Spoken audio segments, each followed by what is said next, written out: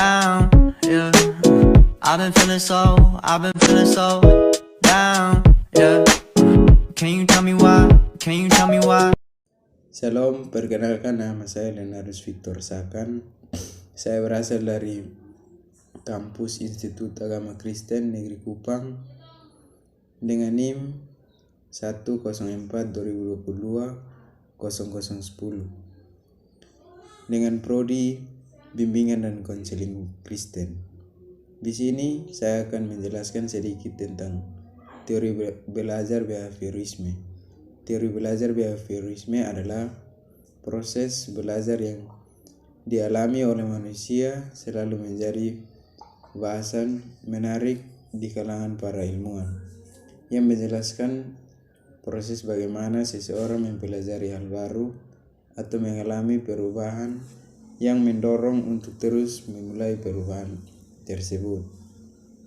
Diteliti oleh para ilmuwan dan kemudian memunculkan beberapa teori mendasar dalam dunia pendidikan. Salah satu teori tersebut adalah teori behaviorisme. Yang membahas tentang teori behaviorisme adalah kelebihan, kekurangan, dan gambaran singkat dalam dunia pendidikan. Pada bagian kesimpulan, kami sertakan pula pandangan terhadap relevansi teori behaviorisme pada pendidikan. Munculnya teori behaviorisme sebagai solusi atas tidak sinkronnya dua teori besar dalam studi psikologi di awal abad ke-20, strukturalisme dan fungsionalisme. Kedua teori tersebut dianggap tidak sejajar dengan teori evolusi dalam bidang sains yang sedang populer saat itu.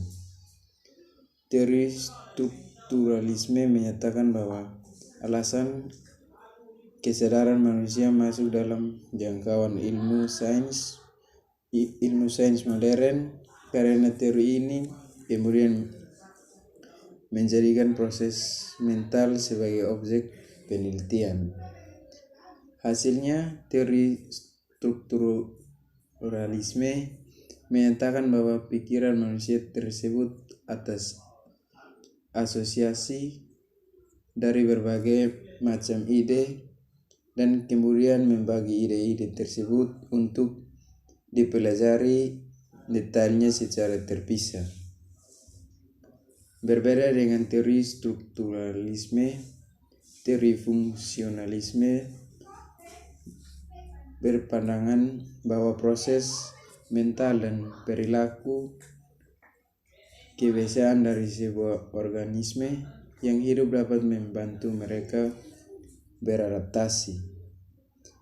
Teori ini dikembangkan oleh John Dewey dan James Angel.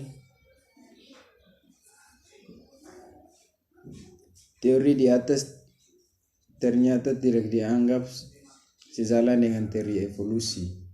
Strukturalisme dianggap tidak sejalan dengan wacana adaptasi dan evolusi yang berorientasi pada terjadinya perkembangan ke dalam akibat adaptasi pada lingkungan. Sedangkan fungsionalisme dianggap meliputi cakupan yang terlalu luas.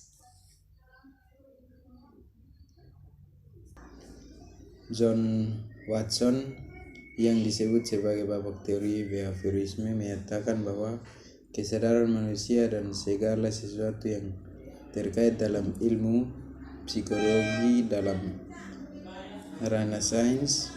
Pernyataan ini disadarkan pada fakta bahwa sains selalu menjadikan hal-hal yang bisa diukur dan diobservasikan secara langsung.